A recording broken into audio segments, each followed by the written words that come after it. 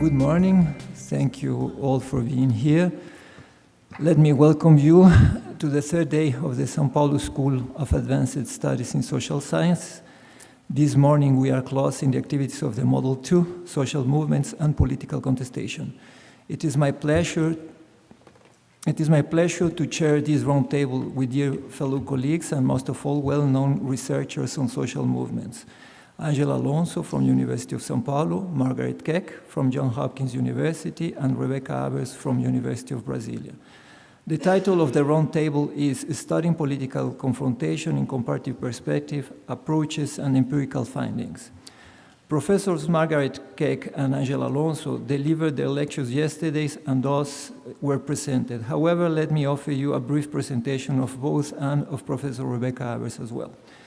Angela Alonso is Associate Professor of Sociology and Coordinator of the Marianne Center at USP. She is also President of the Brazilian Center of Analysis and Planning, and she has written 3 author books on intellectual and political movements in Brazil, 2 of them awarded Brazilian prizes and translated to French. Her last book, Flowers, Ballots, and Bullets, The Movements of Abolition of Slavery in Brazil, 1868-1888, won 2 national prizes in 2016. Best Book in Human Sciences, Jabuti Prize, and the Best Book of the Year by the Brazilian Academy of Letters. This last book is forthcoming in English now by Cambridge University Press. Margaret Keck is Professor Emeritus of Johns Hopkins University, and she is the author or co-author for, it's again working. Of 4 prize-winning books, including Practical Authority, Agency and Institutional Change in Brazilian Water Policies, published by Oxford in 2013 with Rebecca Abers, Green in Brazil, Environmental Activism in State and Society, published by Duke in 2007, written with Catherine Hochstetler, Activists Beyond Borders, Advocacy Networks in International Politics, published by Cornell, with Catherine Seeking, and Workers' Party and the Democratization in Brazil, published by Yale in 1992. She has been doing research in Brazil since 1982, and although she speaks perfectly well Portuguese, she's going to speak in English as well. Rebecca Abers is Professor of Political Science at the University of Brasilia. She is the author of the books Inventing Local Democracy, Grassroots Politics in Brazil, published by Line Rienner 2000. Editor of Água e Política, Ana Blume, published in 2010, and co-author with Margaret Keck of Practical Authority, Agency and Institutional Change in Brazilian Water Politics, Oxford 2013. She is currently conducting research on activists inside bureaucracies with focus on social and environmental policies in Brazil. With no further delays, let me handle the word to our presenters. We have a small change in relation to the program, official program. Professor Rebecca Abers is starting this morning.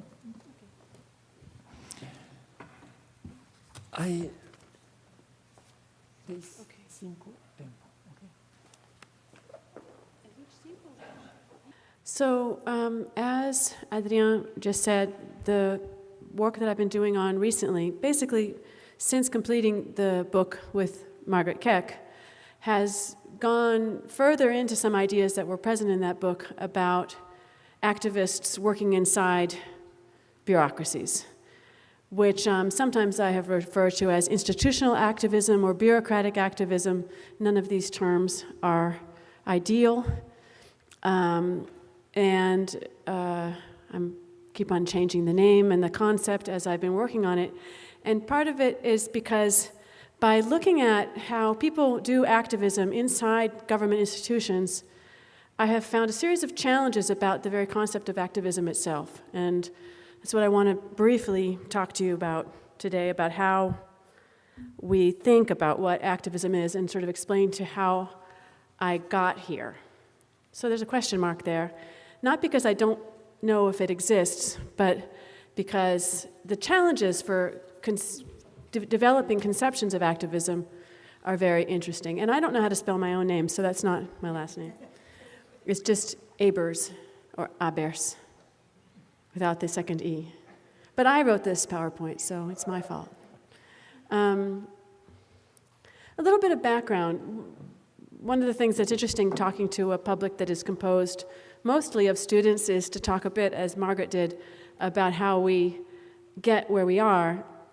And one of the things I think that a lot of us do over the course of our careers is that we see where we are and we ask what kinds of questions are interesting about where we are. We didn't necessarily plan to ask those questions.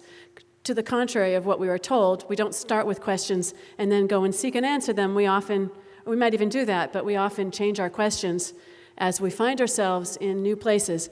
And the field that I have been working in for the last few decades has been regularly challenged by new historical events, by new ways that history has changed. So, during the 1970s and 1980s, there emerged a whole literature in Brazil and Latin America on social movements that was focused, as was mentioned yesterday, a lot about the question of autonomy, and the kind of main tension was around that literature was whether movements were or should be engaged in institutional construction, institutional change, and a lot of the literature demonstrated that the movements that contested the dictatorship also participated in the construction of democratic institutions during that period. So they weren't as autonomous as they often wanted to project themselves to be. They were often very much involved in institutions. This is something that everybody here has written about. In the 1990s, with the emergence of a series of left-wing governments, especially by the Workers' Party, the PT, in local governments, but also in processes that were happening at the national level, people started to study participation in Brazil, because Brazil became a country that was extremely active and innovative in the creation of new kinds of participatory institutions. It really had more activity in this area than almost anywhere on earth, and became a central focus. What was interesting about Brazil was, while the rest of the world, the left had sort of gone into collapse with the fall of the Berlin Wall, in Brazil there were new, original, democratic left advances, and a lot of this was around the idea of participation. And a lot of people who studied social movements began not just to study how social movements tried to change institutions, but how they participated in these new institutions that were spaces of the coming together of social movements or civil society groups, depending on how you want to define the actors in society, who would discuss policy with state actors.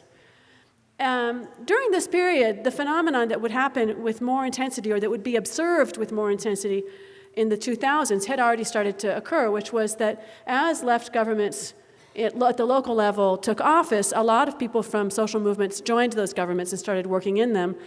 But with the Lula government starting in 2003, there was this sort of really large-scale, massive process of people from a variety of social movements in different areas moving to Brasilia. Many of them had worked in government at the local level, but it was just, there was a very strong feeling during especially the first Lula administration, that movements had greater presence inside the bureaucracy. They were not necessarily dominant in the general political priorities of the government. The government still continued to do lots of things that different movements disagreed with. But within specific policy areas, there was a clear increase in the presence of actors from movements inside the state. And so, although as I'm trying to emphasize that none of this is totally new, we talked yesterday about new or not, but there was definitely an intensification during this period of this presence of social movement actors in some parts of the federal government that affected what people were interested in studying, and I was one of the people that was affected by that. And so it's under that influence that I had been studying participation and participatory policies, and the book on water management kind of started as a book about river basin committees and participatory institutions, but even then it became a book about policy making and actors making policy. And I also kind of started to develop a line of thought about this process of people who would leave social movements outside of the state and take on government jobs and what that meant for them. And the first study I did along those lines was in the area of women's health with Luciana Tatagiba, who is a professor at Campinas, and a student of hers, Lisandra No, this was just with Luciana. I did several things with her, but this one was just with her, where we did a small study kind of investigating this idea on the area of women's health in the first Dilma Rousseff administration, when there was a big new policy for childbirth policy that was basically focused around the idea of humanizing childbirth. This is actually something I've learned does not translate into English, that in the United States they don't talk about humanization of childbirth, but I'm not going to explain that. But the whole movement within the health sector, there is a movement connected generally to what is often called the humanization of health, and sort of the questioning of technocratic, top-down, authoritarian, medicalized conceptions of health, and focusing on healthcare in general as involving and empowering the patient, citizen, person. And within childcare, this has a lot to do with women, combating violence against women during childbirth, and creating techniques for childbirth that empower women in the process. So it's a movement that is connected to feminism. At the same time, it has a tension with feminism because a lot of feminism questions the centrality of maternity in healthcare. And so these are doctors and healthcare professionals and other activists who are feminists at the same time that they work in they focus on maternity. So it was a very tense and complicated and interesting type of activist that took on government jobs to help implement this program. And basically what we argued as we explored it, we interviewed these people, we kind of found that at the same time that these activists, they really brought their networks with them into the state. They brought their activist networks. People were constantly coming for consulting jobs and other small activities that were part of these non-state networks of activists who worked in this movement. But at the same time, these networks also often brought difficulties for the actors inside the state because they would challenge decisions. Often the bureaucrats who were attempting to move forward on these advances were not able to do everything they wanted to because they're in these difficult institutional environments with the religious right sending in constant letters that they had to answer about whether or not they were promoting abortion. And so a lot of their time was occupied with stuff that wasn't necessarily advancing the cause, and these people were often, it was obviously a difficult job. And often, and many times, the networks also were sources of pressure and problems and critique and made their lives more difficult. So they had very contradictory relations with their movement networks within they were which. And at the same time, they were constantly trying to find creative ways to advance this cause, this idea of humanization of childbirth inside an institution that was more or less unfriendly and increasingly unfriendly to certain creative ideas.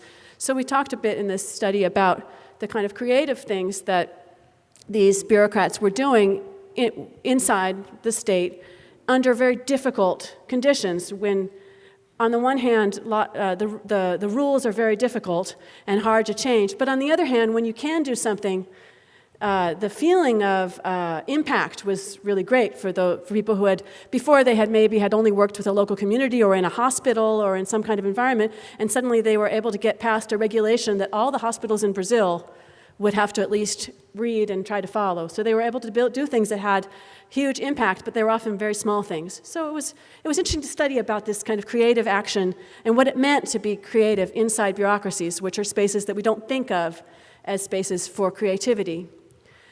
And this was an article that was in a book about social movement theory in Latin America, organized by Marisa von Bülow and Federico Rossi. And the conclusions were written by Margaret Keck. And so she got to read all the chapters before we were done, and she sends in her comments. And one of the things she said, she has a lot of influence on me, and one of the things she said was, what is the difference between the activists who have these ties to movements and other kinds of activists or people within the bureaucracy who might not have them?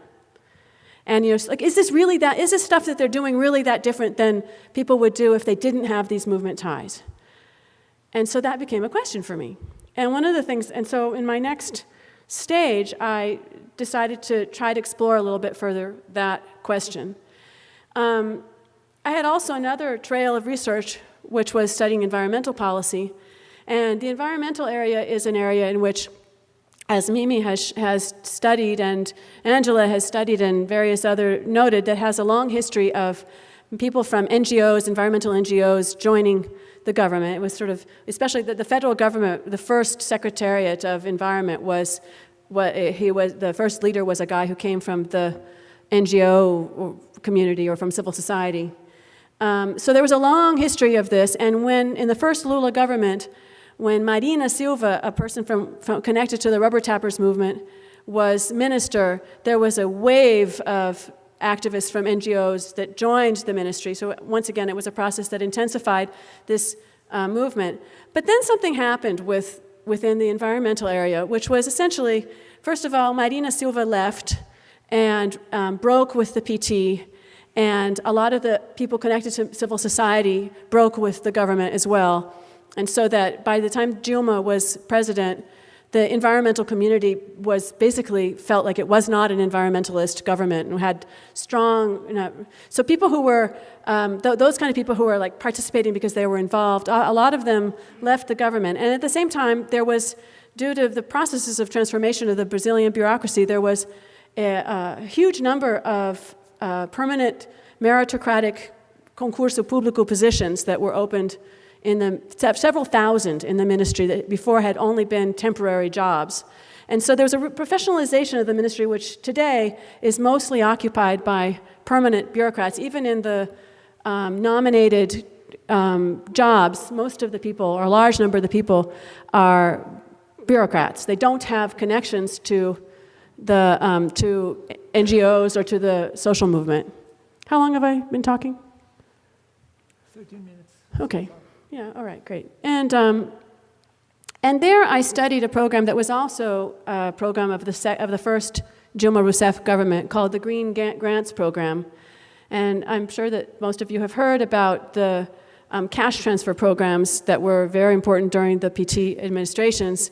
And in 2011, when Dilma became president, her government proposed expanding sort of the idea of addressing extreme poverty through lots of other different government agencies. And in the Ministry of the Environment, the population with whom the Ministry of Environment most worked with are traditional peoples, fisher people, and not just indigenous folk, but other kinds of traditional extractivists, rubber tappers, different kinds of fruit producers, et cetera, who work mostly in the Amazon, but not in other regions, and whose livelihoods depend on the maintenance of the forest in the standing forest. So for many decades, this had been sort of the main focus of a lot of Ministry of Environment policies connected to what you could call a cause, which is a form of environmentalism called socio-environmentalism. It's an environmentalism that emphasizes not just the preservation of areas free of human contact, but an idea that people are important to promoting the preservation of these areas, and that a lot of the Amazon is inhabited by people who help promote the environment. So this is sort of an ideology that's very strong within the Ministry of Environment since the 1990s especially. And what was interesting was that, so when the Dilma government says, we want to have some kind of special program for extreme poverty, what is the population with whom you work?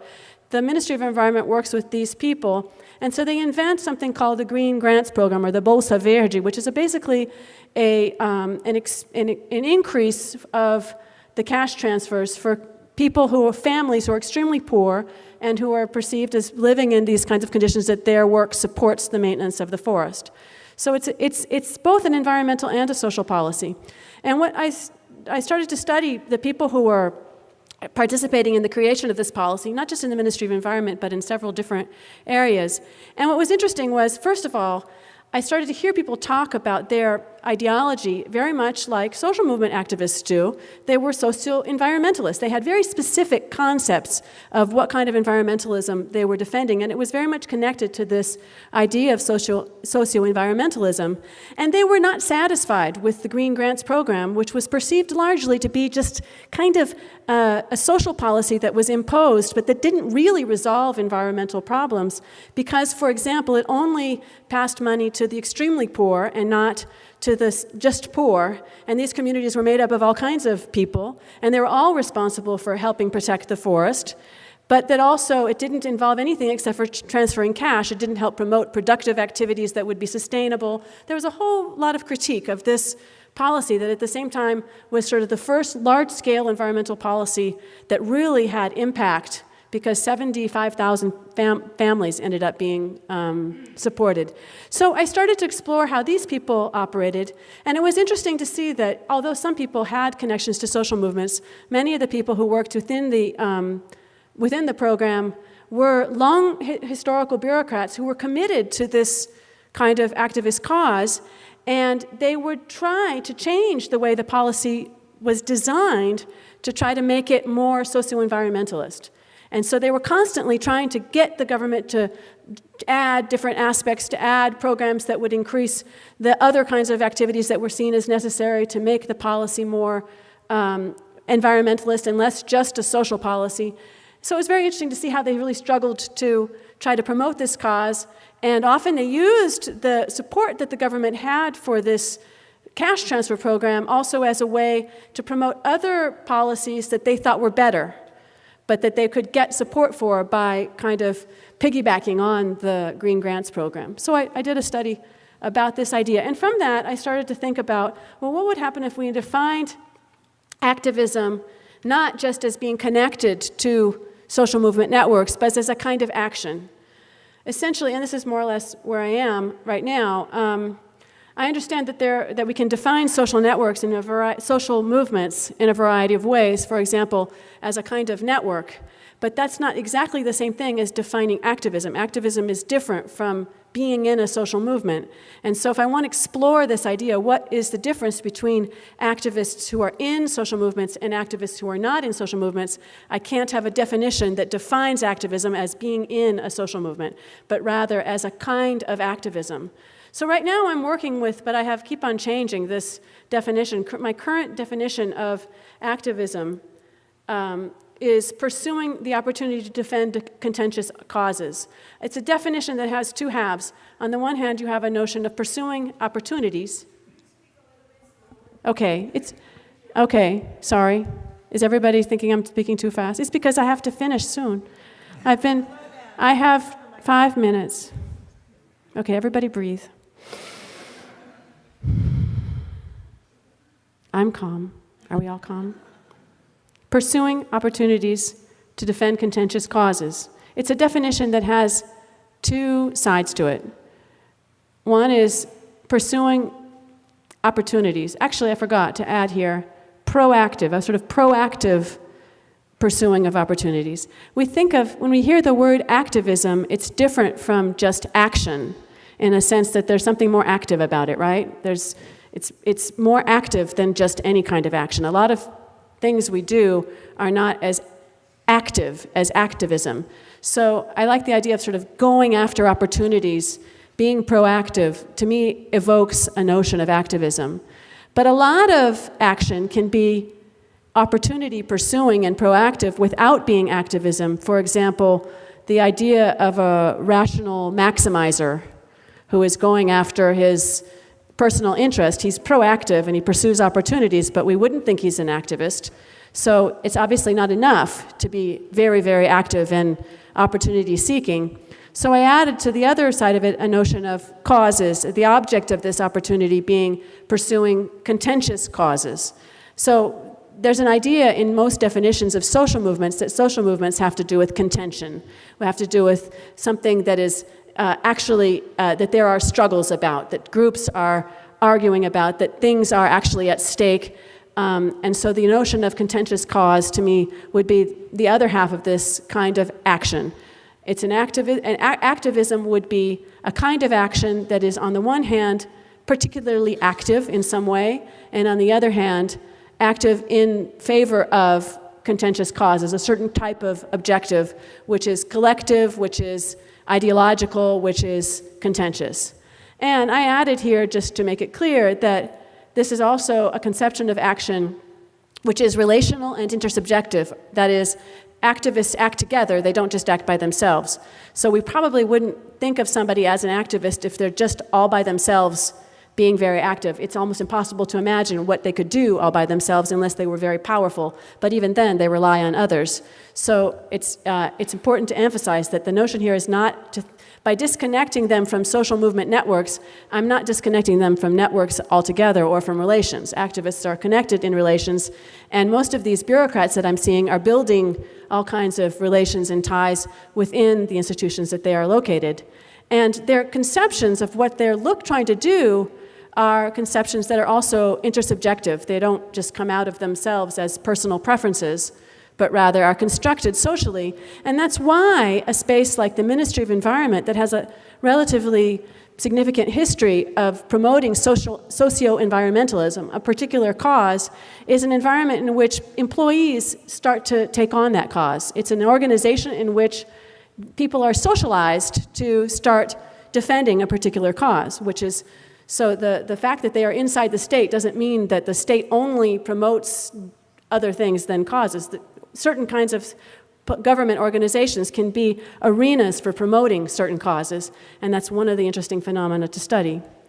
So anyway, because I know I only have 2 more minutes, the several points that I want to make is, first of all, I'm trying to work with the idea, I'm not so sure about the definition yet, but the basic idea is to try to work with the idea that where activists are located, whether they're in networks of social movements or whether they're not in networks of social movements, whether they're inside the state or whether they're not inside the state, we should make those into variables and not into parts of the definitions, not into presumptions. Because then we can see what we can answer Mimi Keck's question, what is the difference?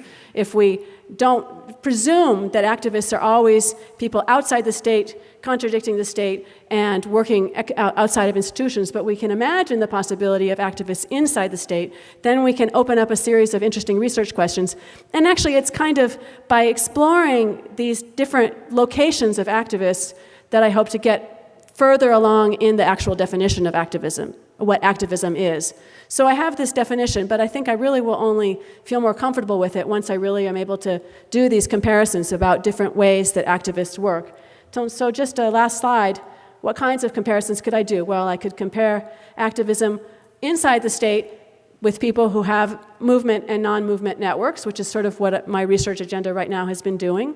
Also comparing different policy fields, because different policy fields are connected with entirely different relations between government and social movements, or government and civil society, including many policy fields that have no relationships with social movements, but with other sectors of society, business sectors, for example. So comparing how those actors influence policy could give us some better light on what the difference is between contentious causes and other kinds of goals of actors that might be trying to influence policy.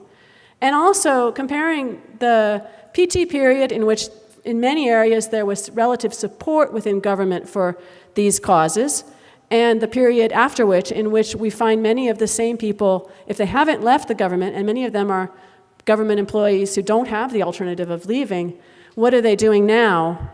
And there has been a lot of evidence about sort of more subversive kinds of action, which is very touchy to study, but is a good question also about what is the difference between having a commitment to a cause when you are inside an institution in which the head of that institution is more or less supportive of that cause, versus being committed to a cause when you're inside of an institution and the head of that institution is trying to destroy your cause, which is a completely different kind of role to play. So those are some of the questions that I'm exploring still.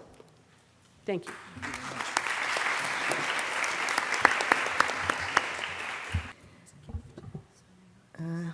Okay, so thank you all for being here this morning.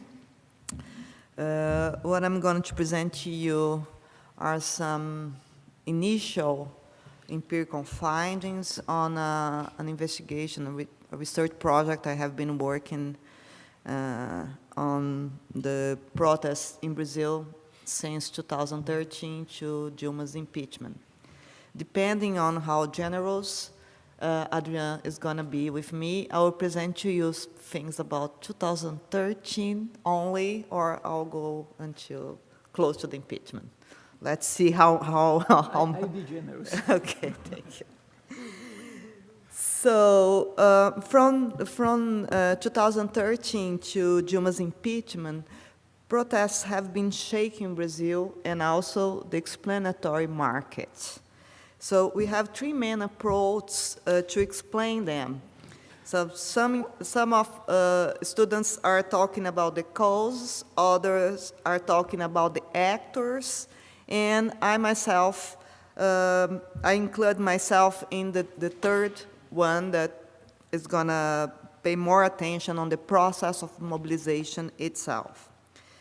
So I'm working on this relational approach that I presented yesterday. I'm not gonna bore you all present it again, but just to make clear, I'm assuming that agendas and strategies are redefined in each conjuncture in a dispute for public opinion and for the state's political line. So rather than depart from actors and claims that would be defined before protests, I take the protest events themselves as a kind of strategic game, considering that demonstrators create political performances to show their agreements, but also to differentiate among themselves and in relation to the political institutions.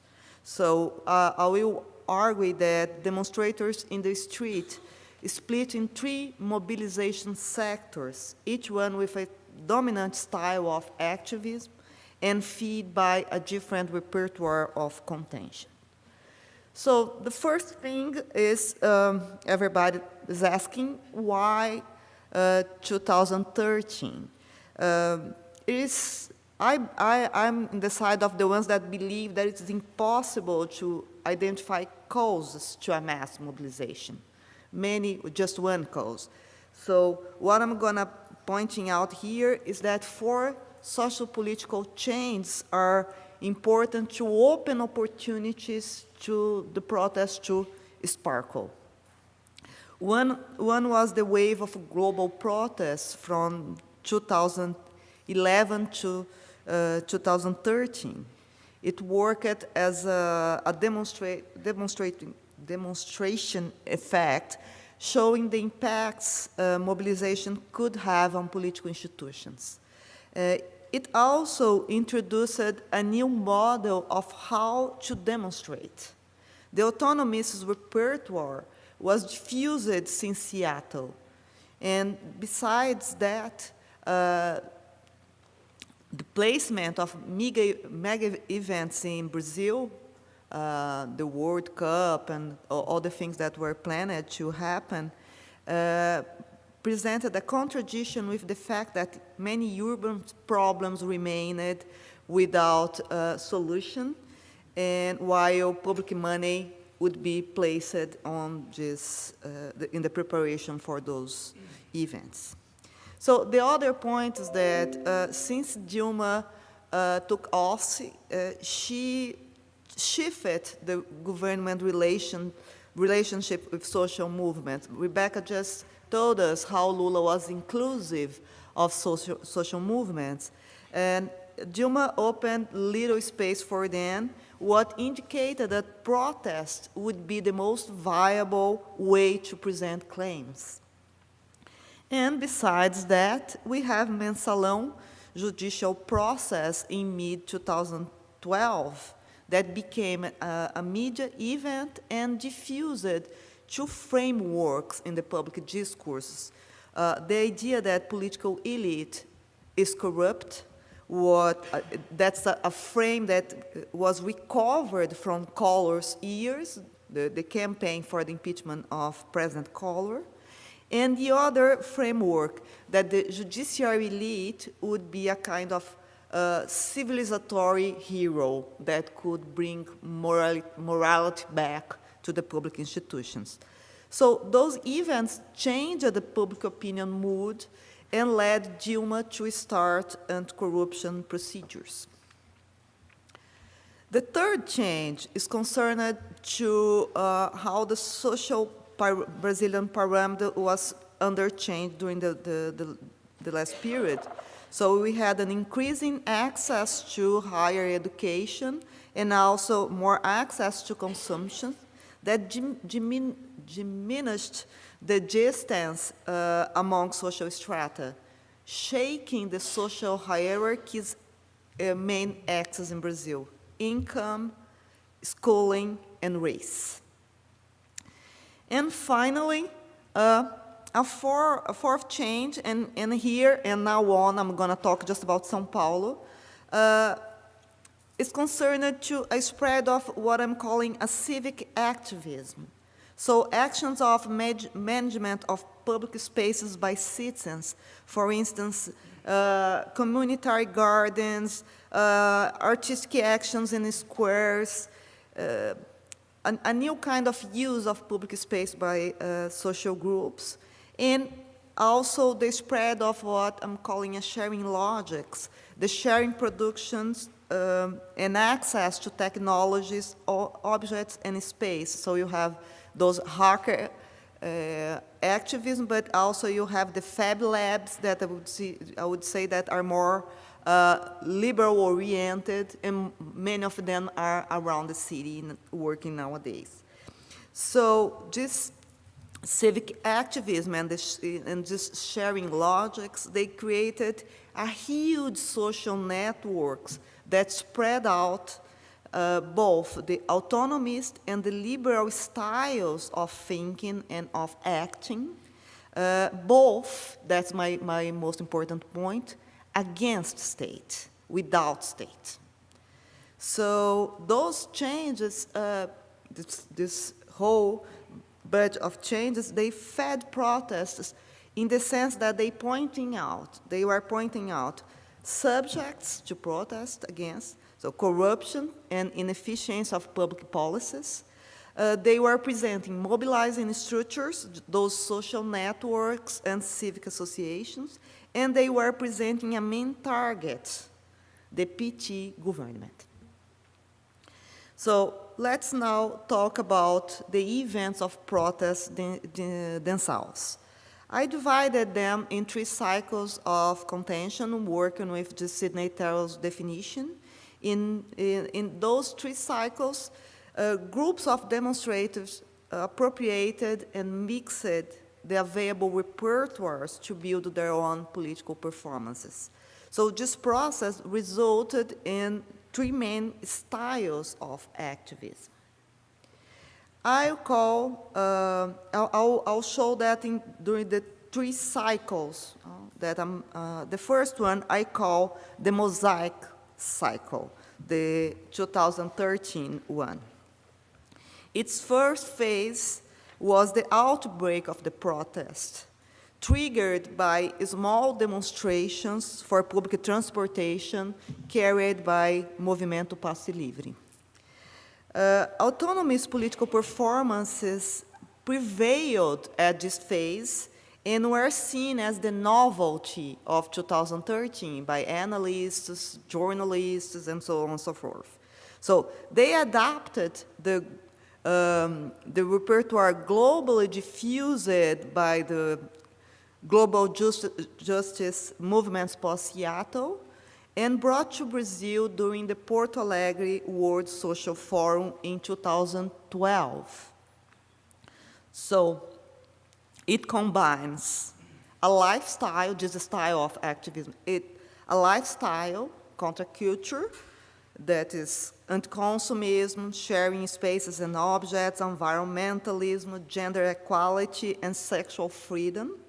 But it also brings a style of activism, the decentralized organization and deliberation by consensus, performatic artistic protests, and direct action, in particular what called attention, the black bloc tactic. And they have as target economic and political powers, and they use anarchist symbols.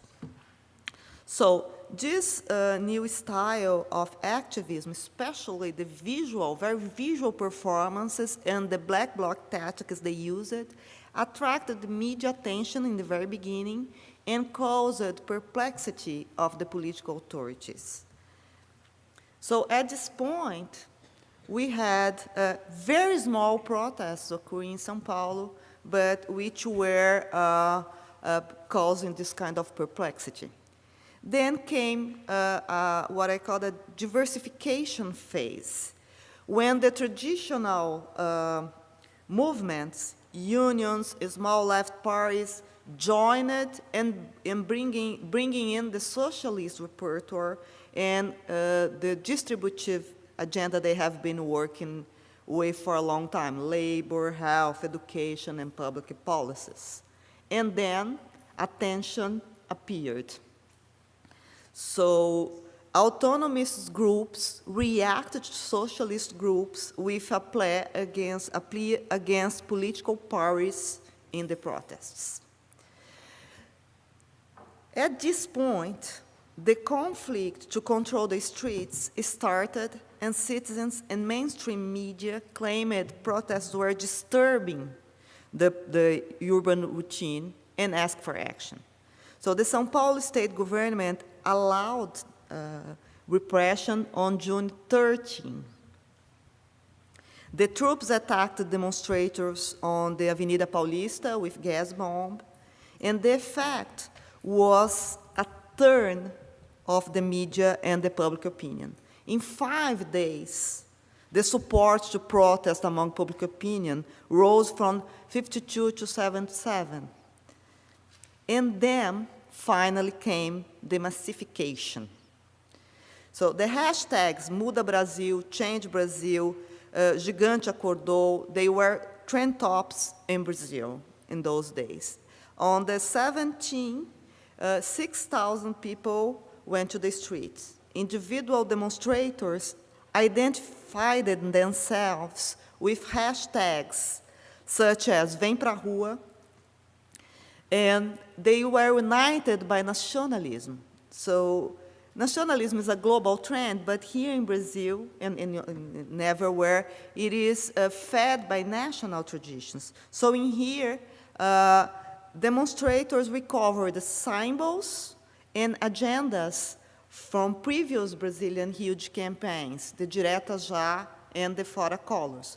So the national symbols, the flag, the facial painting, the urban life problems from the Direta Já, but the ethics and politics from impeachment of Collor. And so the Mensalão scandal encouraged those people to put together the PT and the corruption, and to start a campaign for a morality and ethics and politics.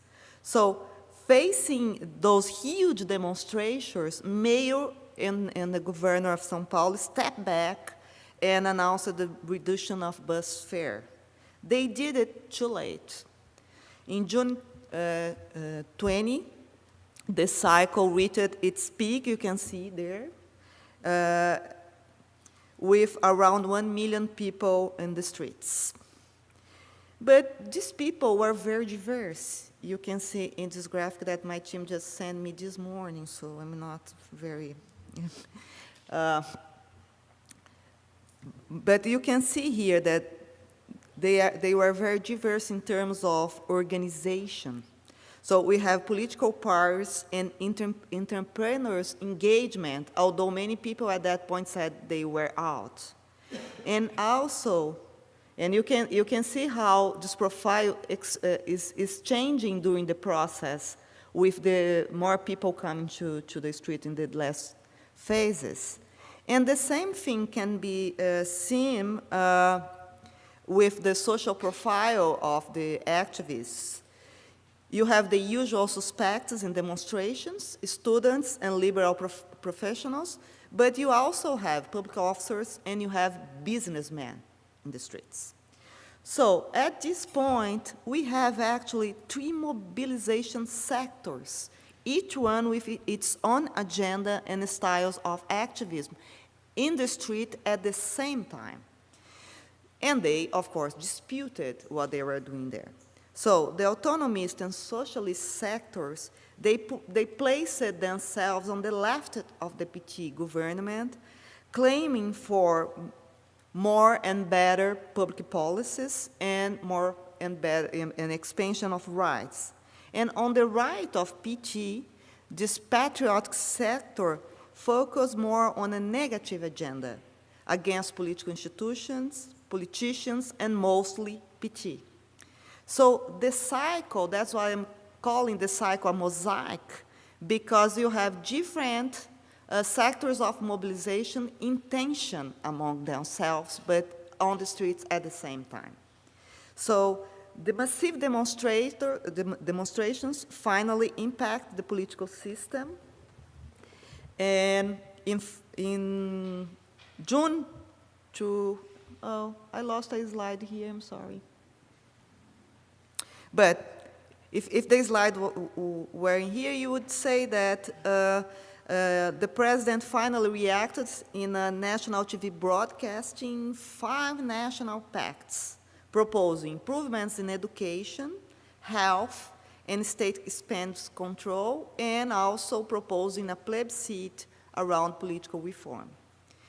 Then the demonstrations diminished, but just for a while, because the president neglected an issue that was brought by the most of the demonstrators in that massification phase, corruption. So the 2013 demonstrations brought about what Michel Dobry called a fluid conjuncture. So we had those protests, they diminished it, but they didn't had a final outcome. So from them on, an atmosphere of political instability was in place, and fed by the Mensalão that kept going, and by the Lava Jato, 2 huge judicial investigations process on corruption. So what happened next in the street was a real change, because the autonomists and the socialists-oriented activists, they went home, but those patriotic activists, they stayed in the street and they grow very fast. So they organized 14 new groups, including liberal, as Vem Pra Rua, conservative, as Movimento Brasil Livre, and even reactionary movements, such as Revoltados Online. In common, they have patriotism and anti-corruption. So this new cycle set 3 main trends that would stay in this period. On one hand, the liberal, conservative, and reactionary groups rooted their organizational bases, formalizing civic associations and building a network of supporters, information, and resources among themselves. Second, nationalism consolidated as the main source of symbols and slogans, and it became the dominant language for activists express themselves and their claims. That's what I call those patriotic performances using the national colors and so on and so forth. And third, this cycle diffused the critique toward politicians, but it gained a focus, the anti-corruption and the PT government. So people on the street were quite different at this point, both in organizational profile, with much less student than in 2013, and much more individual demonstrators or demonstrators without any formal affiliations with social movements or political parties. So many of them were disappointed with Dilma re-election and were pushed out or motivated by a new corruption scandal, the Petrolão. So the political crisis grew when STF put PT leaders in jail and a CPI on Petrolão started. This fact fed a wave of patriotic demonstrations in November 15 and in March 2015, when, according to the police, 1 million people were at the street, or according to Datafolha, 2,000. And in August, they came back to the street, this time with 135,000 demonstrators. So they gathered in a green and yellow mob against corruption and asked for the president's impeachment. So I'm going to pass very quickly now for the end of the third and last cycle, that I don't have time to go under details. But what happened here is that when the president's popularity went down, 7% of the population disapproved her government at this point, and the crisis walked a new step when the House approved to discuss her impeachment. So then another cycle of contention started, but that time the demonstrators were divided in two fields rather than in three, or just presenting just one of those groups like in the 1 year before. So rather than being together, they went to the streets one after the other. So we have those patriotic demonstrators that were more concerned with the corruption subjects, and in the other side, you have, well, the corruption and the morality, the public morality that that brought together at that point the moralism. And on the other side, you have a campaign that was now led by the socialist sector, the autonomists that were all the time, very small groups, were carried by the socialists at this point, and then they started to defend the Dilma's government, but as you can see, very late in this process, right?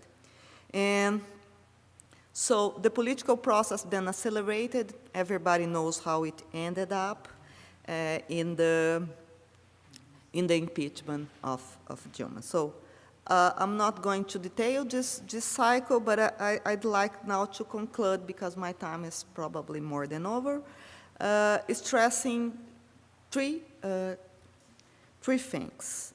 First, scholars stressed the 2013 protests as progressives. In the very beginning, many people talked in that direction. They were just wrong. The protest was not around a single issue, transportation. There was not a movement carried by one single movement, the MPL, or by a generation, the youngers, as many people said. It was a very heterogeneous cycle of protests. That's why I called cycle, not movement, because many movements were in the street at the same time. And this diversity brought conflicts among the activists themselves. And from them on, they stayed all the time disputing the leadership of the streets. So during this process, the leadership shifted from the autonomists who started the protest to the patriotics, with the socialist sector that used to be the main actor during the democratization process lost. My second point is that this heterogeneity appears in the symbols and in the agendas that the actors used during demonstrations.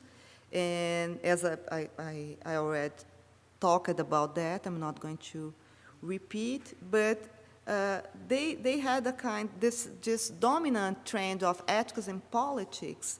It opened a space for a kind of collective calling of new elites to replace the political elite. So military, entrepreneurs, and judges were presented in those mobilizations as alternative leadership that they would welcome.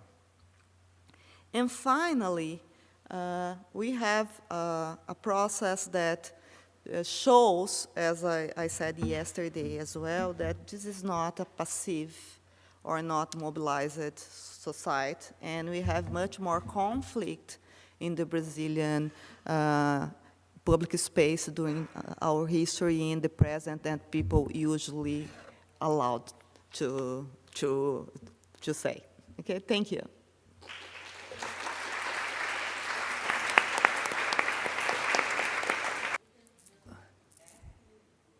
Well, it's colorful. It's colorful. What I want to do is reflect a little bit about the problem of studying of figuring out what it is that we're studying when we talk about studying social movements. This is something that Angela Alonso talked about yesterday quite a lot, causing me to sort of think back over how, over the course of my own research, I've conceptualized what it was that I was studying, and how the choices that people made in trying to study political contention that was not contained in institutional politics of the kind that political scientists usually studied, how it is that we characterized it. Because political scientists generally have studied ways in which people have contended for and used governing power. And so studying social movements was something that tended to be for sociologists to do, occasionally anthropologists, within the sort of broad frame of political sociology. It would sort of invade political science when it seemed to be leading to revolutionary movements, because that involved changing power structures, but otherwise it wasn't clear who was supposed to be studying social movements and how. When I first thought that I was studying social movements, I was particularly interested in, this was way back in the 70s and in the early 1980s, I thought that I was trying to study contentious organizations, which I didn't call contentious organizations then, but combative mobilizational organization that was, in some respects, autonomous from large-scale state institutions. It was very vague. I found that I had a great deal of difficulty figuring out exactly what it was that I was trying to study, and as it happens, over the course of my career, I have not defined any of the studies that I have done as being in particular about social movements. And so I want to talk a little bit about why. And why, despite the fact that everything that I have done has verged on the study of social movements in one way or another, I have never defined myself as studying social movements. Even though I read other people who study social movements, I make use of the theories that people who study social movements theorize with, and so forth. It's always been hard to figure out what it was that people who were studying social movements studied.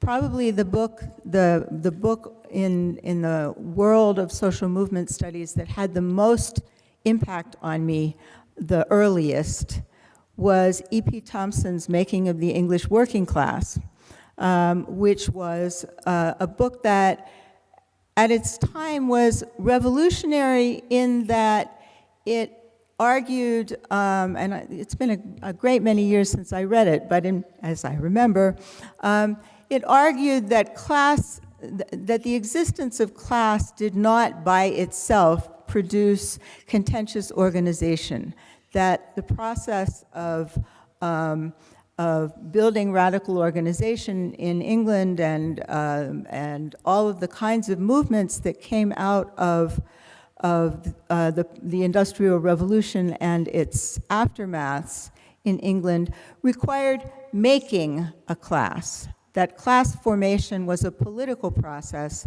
It wasn't simply a sociological manifestation of stratification that came with industrialization.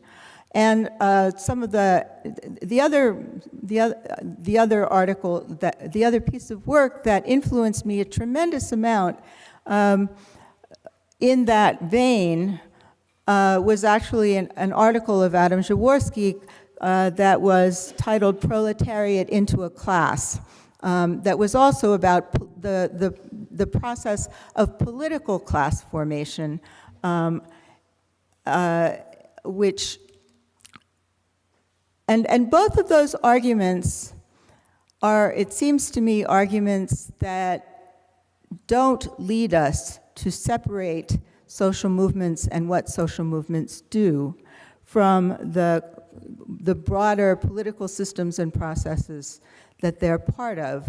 Instead, they lead us to look much more interactively at how institutional politics and contentious politics mutually constitute each other. Early in the process of trying to create a literature on social movements in the United States, a very influential article by McCarthy and Zoll decided that you couldn't study social movements because it was too big and amorphous and diffuse, so they argued that you had to study social movement organizations, and they saw the actual organizational process of building organizations as being sort of the key thing that social movements did. They sought, you build organizations, you sought to mobilize resources to put behind your cause, and it was this kind of very instrumental process that they thought was probably the most fruitful way of studying social movements, because after all, it was these organizations and the resources that they were able to mobilize that then would, go out and mobilize other people and work around causes. There were problems with that approach, however. When you're looking at social movement organization, primarily from an instrumental point of view, the survival of the particular organization becomes tremendously important. Something that in a lot of different kinds of social movement activities did not seem to be central to what organizers were actually trying to do. They were trying to, they were certainly trying to advance the causes that they were fighting for, but they weren't necessarily trying to make their particular organization somehow permanent. In some cases they were, but not others. Gradually over the course of developing work on social movements, the political process approach began to pay much more attention to events and to the analysis of events, and this is something that the work that Angela is doing obviously this is a tradition that is very much still present in the kind of work that Angela is doing and a lot of other people are doing as well. And through looking at events and at repertoires and so on and so forth, you can constitute movements or an idea of a movement around these kinds of activities. The movement itself is less important to, it's less important to define sort of the parameters of what the movement is than to understand it through an evaluation of what it does. Another approach that I'll talk about in a minute, that Angela talked about yesterday as well, is essentially looking at campaigns defined around particular causes that people are trying to advance at particular times. And then other ideas have included sort of looking at the interaction of movements and counter movements, looking at the social movement and contentious politics area as a set of strategic action fields, and trying to map the ways in which different actors participate in these fields. But the subject matter, what it is that we're actually studying when we're looking at this kind of political contention, remains fuzzy, and I would argue that it has to. I would argue that efforts to pin it down in some kind of an exact way are probably misguided, because essentially what social movements do almost by definition is they try to reframe political action in a particular period of time. And how they reframe it changes over time. Who they are changes over time. Even the kinds of things that they become involved in change over time. So one of the things that sort of set me to thinking about this history is the question of newness that Angela raised yesterday, and Rebecca raised a question about her use of new in talking about normative versus more strategic or relational discussions of social movements. And I was sitting there thinking, and I was saying, well, I can't really ask a question now because I'm not sure what it is that bothers me about this. And I concluded, as I was thinking about it, and it's not a permanent conclusion, but I decided as I was thinking about it, that newness is a form of framing. That essentially what the movements that called themselves new social movements were new in relation to other kinds of historical forms of organization. They were trying to differentiate themselves from labor movements. They were trying to differentiate themselves from the historical left. And the kinds of identitarian aspects of new social movements were processes of construction that people were arguing were new, but it's not clear to me that the newness is something that we can use analytically as a way of differentiating our theorizing of these movements, as much as we can see it as a way in which the movements were, in a sense, trying to frame themselves. At some moment or another in history, a lot of movements were new. The movements that during the sort of new social movements phase of literature were mostly being discussed were things like women's movements and environmental movements and so on, that were being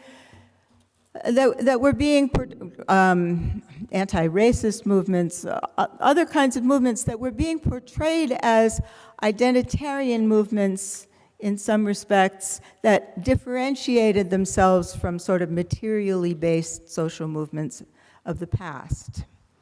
Well, that's a particular way of portraying women's movements and ecological movements and anti-racist movements. I think that one can make actually a lot of very different arguments about the relationship between identities and these other kinds of historical and the material base of historical movements. But these movements are no longer, strictly speaking, new. Some of them have been around for quite a long time, but they are remade constantly. So I participated in feminist movements at the end of the 1960s and at the beginning of the 1970s. And for a lot of my academic career, my female students told me that they weren't feminists. They portrayed what we had done as essentially going out and burning bras, which was a kind of gross oversimplification of what we had done. And they believed that it was no longer necessary for women to go out and fight the same kinds of fights that we had fought during that period.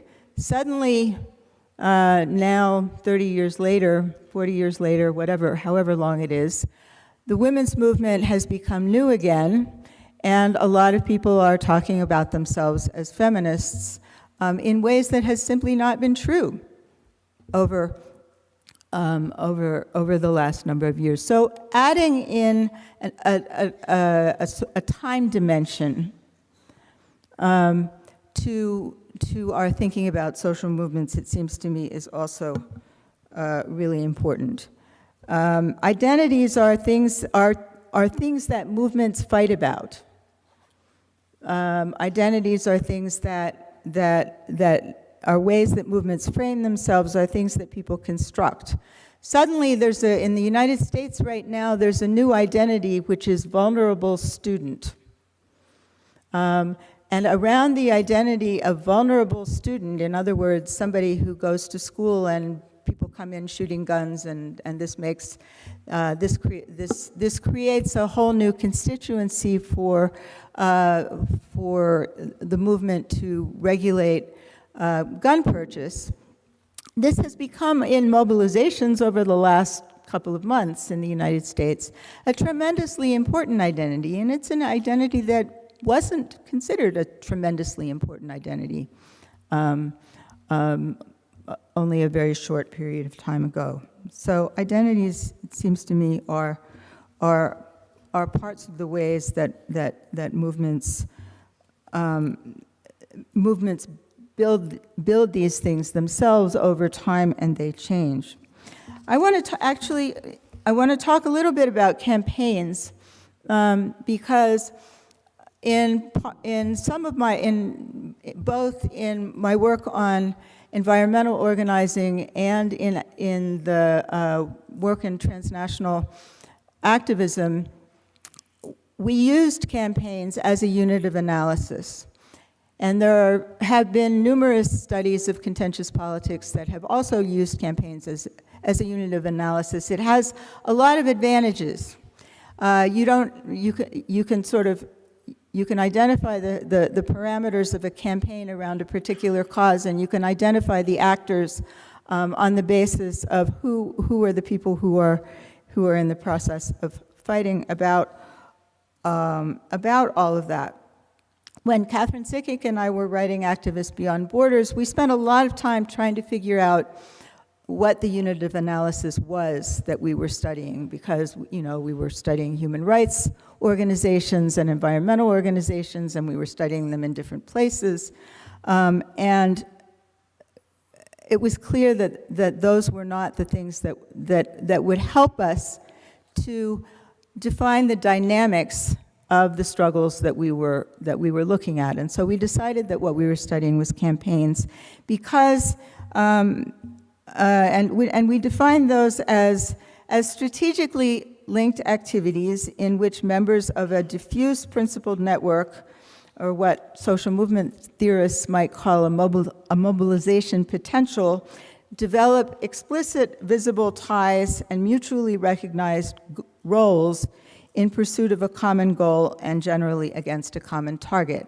That gave us sort of something to work with. It helped to organize the ideas that we were trying to put together, and it allowed us to highlight relationships and frames and resources and look at institutional structures, and it was a good choice for the time.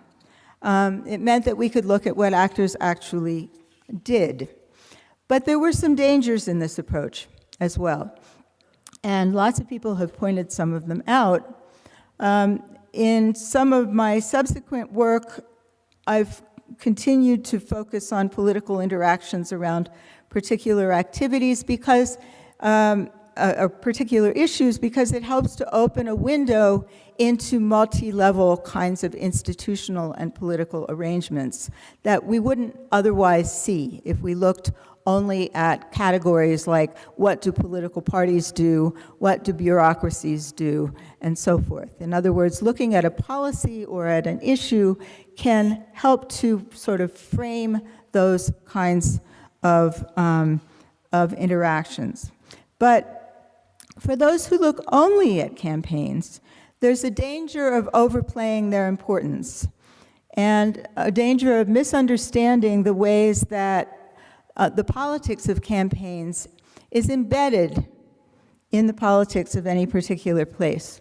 So lots of people not from Brazil who read about transnational advocacy networks in the environment and read work on the Brazilian case became convinced, and I hope, and obviously became convinced because I didn't make enough of an effort to convince them otherwise in my early work on the subject, became convinced that environmentalism came to Brazil through transnational advocacy networks, that it sort of descended from the outside, and that all of the things that happened here were because all of these sort of, smart foreigners came in with their ideas. That's totally wrong. Not only that, advocacy campaigns, transnational advocacy campaigns almost never work unless they make connections with organized and deeply rooted national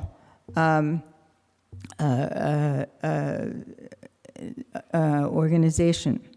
In my book with Kathy Hofstetler, we made a point of that. But advocacy campaigns are rooted in a whole variety of different kinds of settings and become relevant to political battles that may have nothing to do with the goals of the campaigns themselves.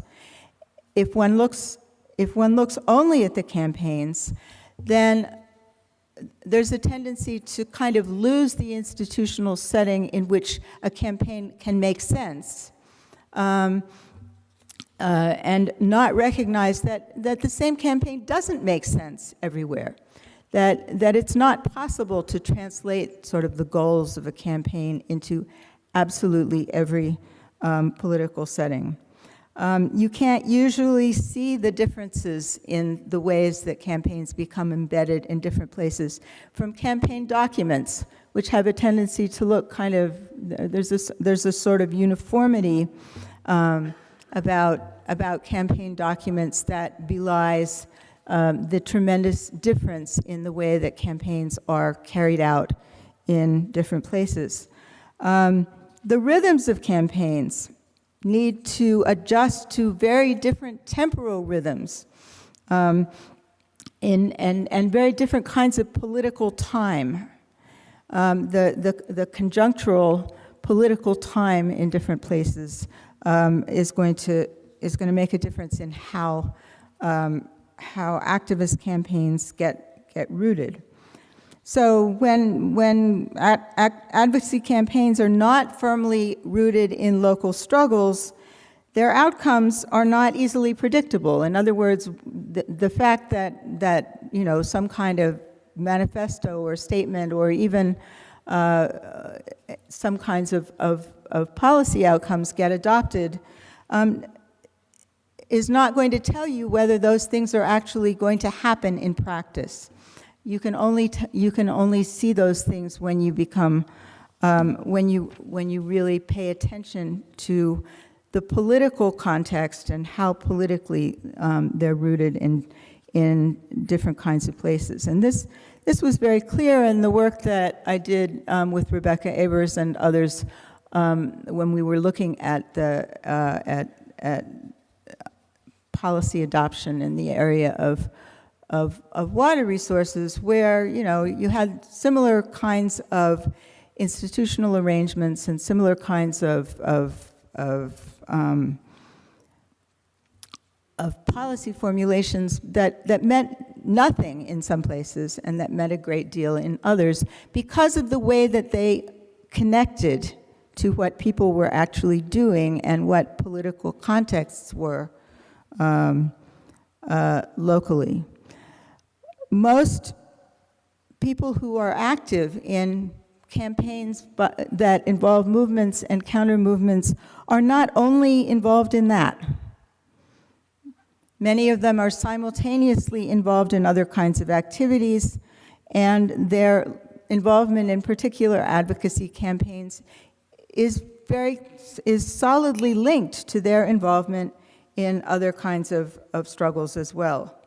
It's people who work transnationally almost always work locally as well.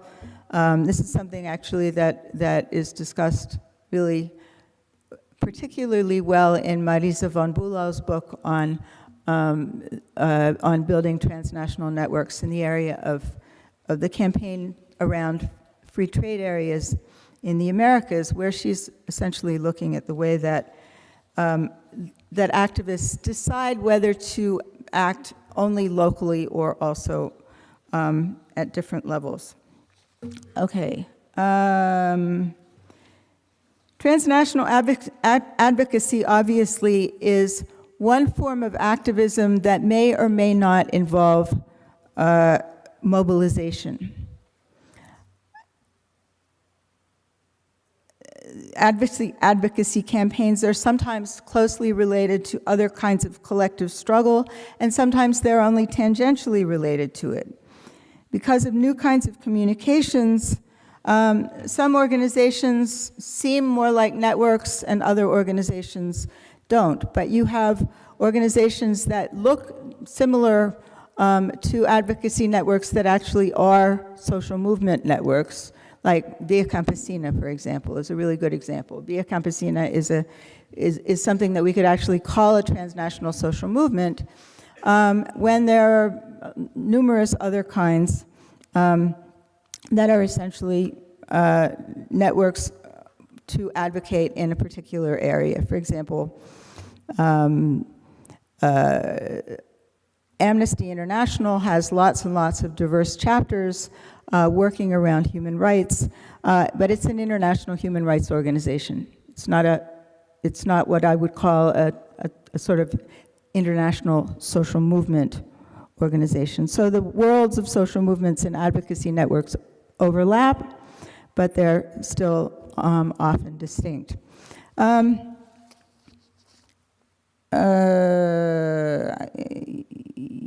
I think I'm just going to actually stop here and allow us to sort of continue this discussion of what it is that we're looking at when we look at activism and advocacy and movements and mobilization, and how we put it together with political analysis more broadly.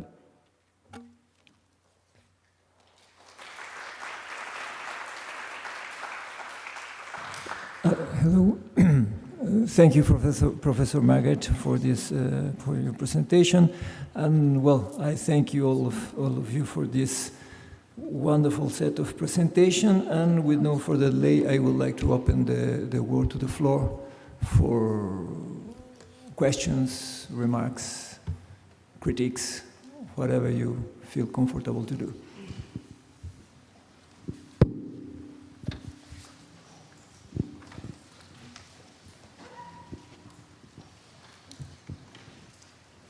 Well, thank you, all three panelists, for these very insightful and very interesting presentations, work, talk, analysis. I was very happy to be here. I was very happy with the work you've been done, so thank you all three for this. My question is to Rebecca Abers. I'm gonna ask you a little more, a question more directed to government style. You mentioned that under the PT, or under Dilma, I don't know, really, you had more social movements being brought to the government, and you made a counterpoint with the Ministry of Environmentalism that where the social, you analyze the bureaucracy not involved in social movements. My question is that I have analyzed the Ministry of Health, and it seems to me that the government had a tendency to create these new ideologies, I would say, like social environmentalism or new styles of doing health. What would you say about that? Is it a style of government? What can we expect from now on? A more closed type of government, more technocratic, maybe? And I would like to know your comments if you agree with this, if this is a style of the government. Thank you. What's your name? Nicole, I am from Cebrap, from the IPP.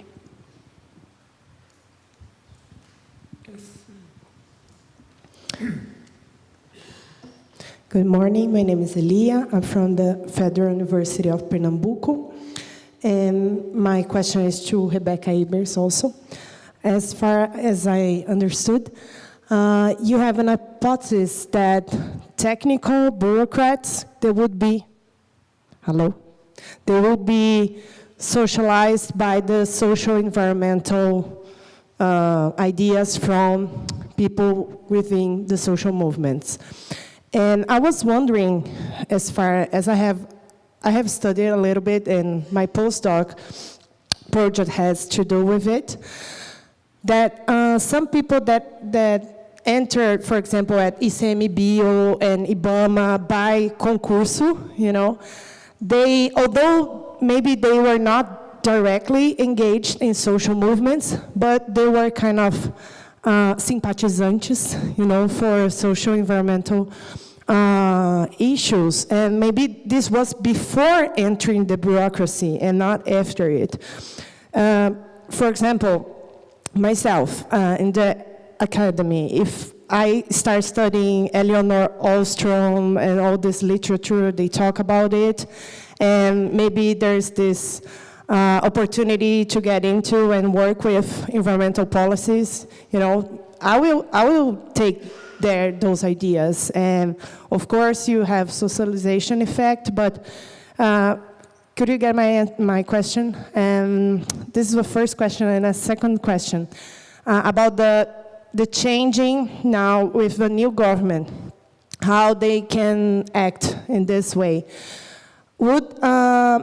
As far as I can see from the local reality of marine protected areas in Pernambuco, we saw this increase in private-public partnerships funding the environmental programs. So would that be a new, could I say that this is a new model from the new government, or this was already present before, at PT government as well? Thank you. Thank you. We have one question over here. And then I would like to close this first round, maybe three questions, and then we open a second round. Thank you. This row. Thank you. Hello? Oh, this row rocks. Everybody. So I'm José Antônio Scheiburg from Texas A&M. I have a question for Angela. I found your presentation really interesting, and it's just something to think about that I want to ask you, your views. So with the beginning of the demonstrations in reaction to the bus fare increase and so on, so do you see, so if we think of democracy as institutionalization of conflict, so do you see that kind of protest as a deinstitutionalization of democracy, or I mean, how do you read social movements like that in the context of democracy? Thank you. Well, then, yes, I know. So first. My questions were hard, but not as hard. Okay, so I understand that Nicole's question is about how ideas get into government institutions, and Elia's question is how ideas get into people, maybe, which is very interesting. Probably they're interrelated. It's interesting that you brought up both socio-environmentalism and also, let's say, like the sanitarista movement, which is a broader social movement, because they are both movements that, from their very origins, were movements that had people both from civil society and from the state, and highly technical professionals, even when they were in civil society, in NGOs or in technical medical institutions or the academic areas, but also people within government. So it's hard to say that these were either civil society or government ideologies. They were created by networks of people that have been infiltrating the state for a very long time. So I wouldn't think, I'd prefer to think of both of those, and that's one of the reasons why they're interesting things to study, because in both of those cases they have histories from really from the 70s, or even maybe before, where especially beginning with more technical people, the health movement is something that with strong connections to, for example, the Communist Party and to other actors who intentionally occupied state positions, but in order to promote an ideology within the public sector to promote the public health approach of the movement. So they are not really ever movements that were outside of the state. On the other hand, they were always movements that involved non-state actors, many times popular movements so there's a popular health movement, there are a popular movement of traditional peoples or of rubber tappers. There's always been this kind of complex networks involving a multiplicity of different types of actors. It's very hard to, they're complicated, but in any case, in both of those cases we have sort of significant traditions entering into the state, which are not the only traditions that exist. So the Ministry of Environment is different from the Ministry of Health. The Ministry of Health has it's enormous, and it is dominated probably by a kind of more medicalized conception of medicine, but there's a strong public health tradition that exists in it. The Ministry of Environment was created much more recently, and almost, I think that this more socio-environmentalist ideology was part of its foundation from the very beginning as a ministry. And so more recently there are other ideas, but the Dilma government with Isabella Teixeira, who was the minister, who was not connected to that tradition. She was connected more to a top-down. She actually tried to eliminate it, but she was never fully successful because of the strength of the tradition within a not very old ministry. So that's the kind of way I would talk about that.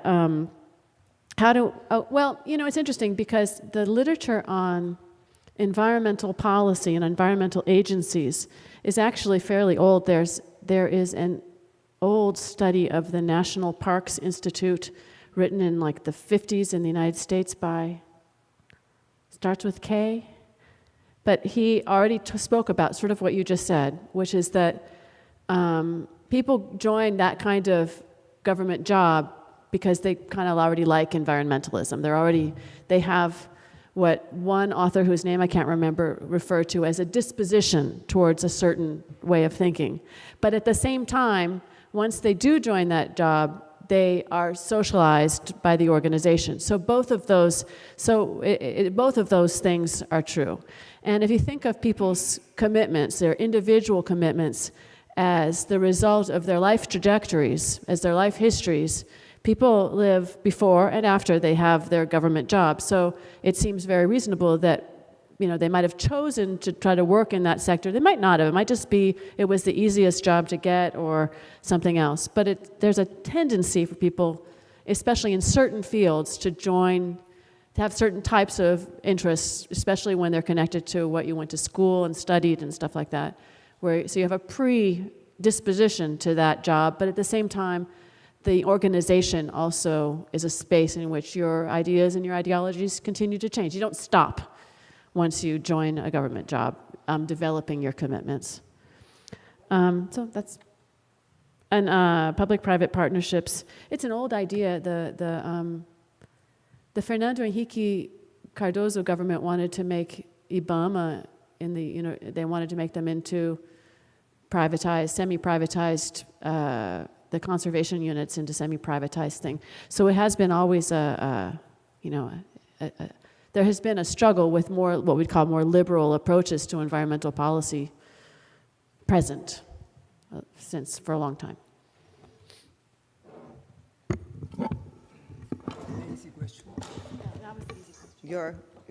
Your question was so hard that I react in that fashion.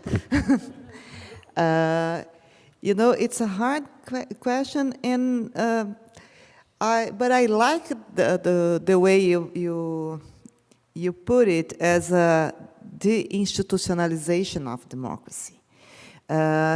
Maybe you're right. What I think those groups are doing, the different groups, you can, let's talk about one of it by time. The autonomists, they are not precisely democratic. They are horizontalists. So they want deliberations by consensus, and democracy, is not, it doesn't work in that fashion. They are against representation. So they are not democrats. On the other side, the liberals who are in the streets, they also, as the autonomists, they don't want the state to take care of their lives. They want both autonomists and liberals, although they are very different in many aspects, they converge in this idea that the state has to be out. So they have to govern their own lives and styles, and to live by themselves and organize the public lives themselves. Civil society should organize life, not the state. And finally, the most traditional left, the socialists, they never defended democracy. I mean, democracy for the socialists, it was a kind of step to arrive to the socialism that wouldn't be exactly democracy. And so what is left in the streets, it's a bunch of those more reactionary and conservative groups. And they are not for democracy either. They are for authoritarian governments. So considering that fashion that you placed the question now, I would say that people, although everybody was saying, well, is democracy alive? But people were not defending democracy, at least not the representative democracy that you have in most of the countries in the Occident nowadays. So what they are substantively defending is not very clear, because to go into this discussion on social movements is always like that. They never say precisely what they are for. They are more concerned to say what they are against. So it's hard to say what they would put in replacement of the institutions we have nowadays. But I think it's, I'm pessimist about that. And just to go in the other debate about activism and social movements, advocacy. I'm a little concerned, just wondering if you're not calling activism politics, because when people, all the time, people that are inside a state, in a way or another, they are doing politics.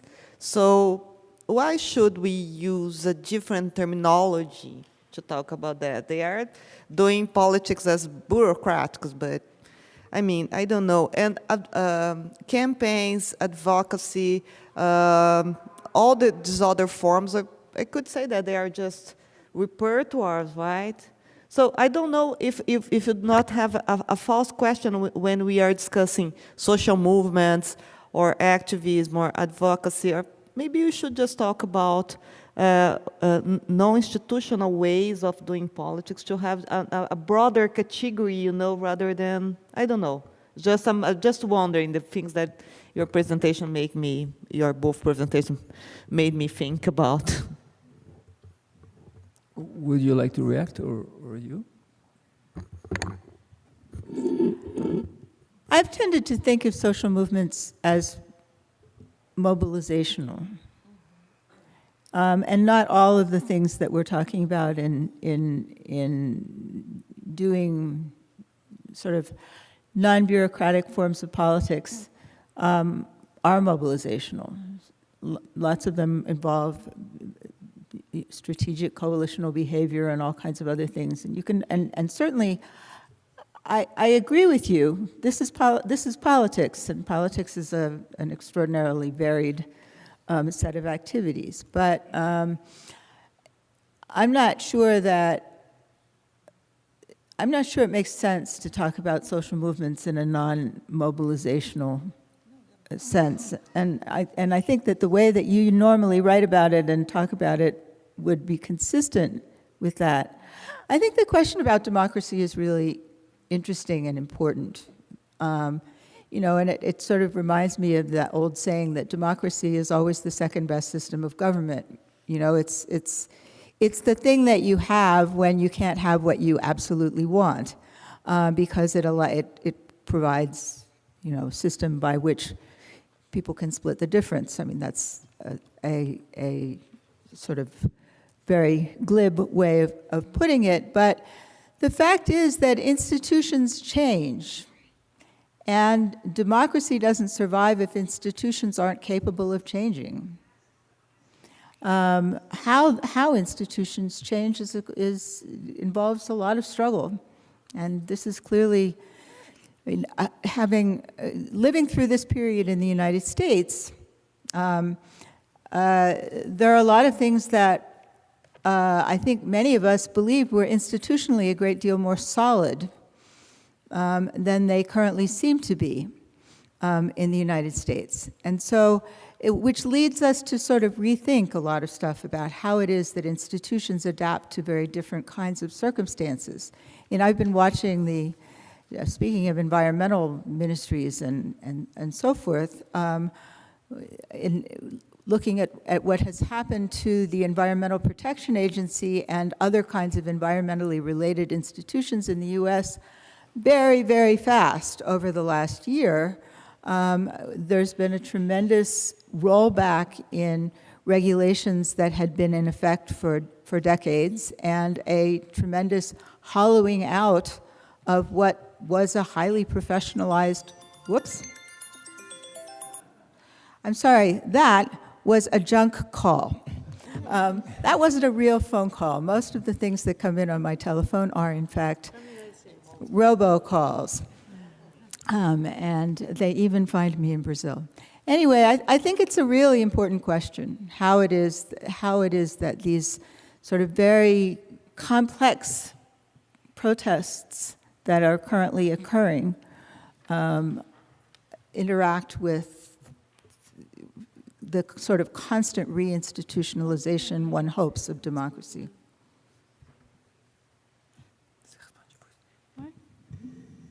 Okay. Okay, so let me open for another round of questions. We already had one here, and then another one here, and Maria Hermina.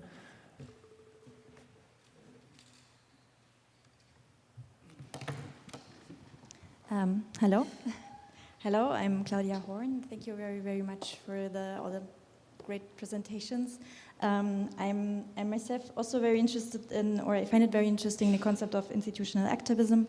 And I'm also interested in the question of the relationships with transnational institutions. So I'm interested in what, in Brazil, there seems to be this arrangement that a lot of the staff in development organizations is also contracted by UNDP.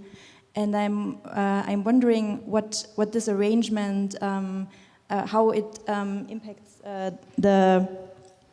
this institutional activism, and how it impacts perhaps also this relationship with social movements. Thank you. Down here, please. Okay. Here.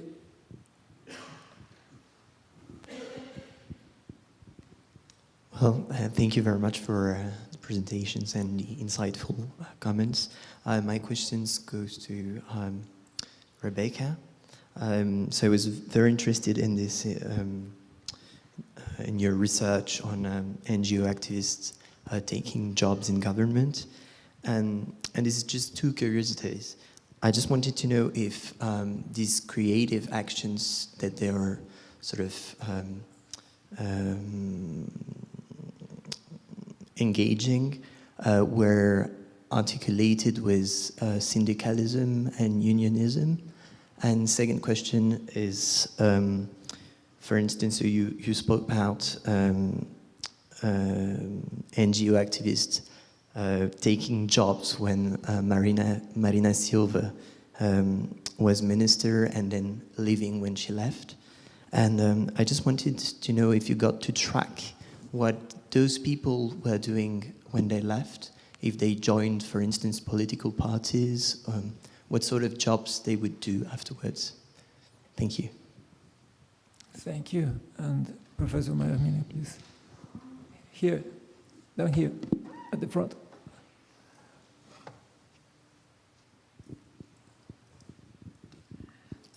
Thank you so much for your very interesting presentation. One is for Rebecca and the question of Nicole, I think, or Elia. It's about, is there differences between those movements like the sanitaristas who have done the same movement from government to civil society and the environmentalist groups, or we can think then in the same way.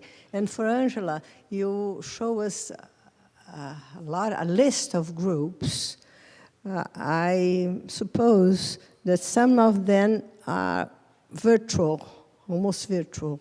They don't have too much organization, they don't have bureaucracies, or at least some permanent people working in them. And is it so? And if so, what is the consequences of having groups that exist in the Facebook and the internet, and not so they don't have an office and a minimum of organization?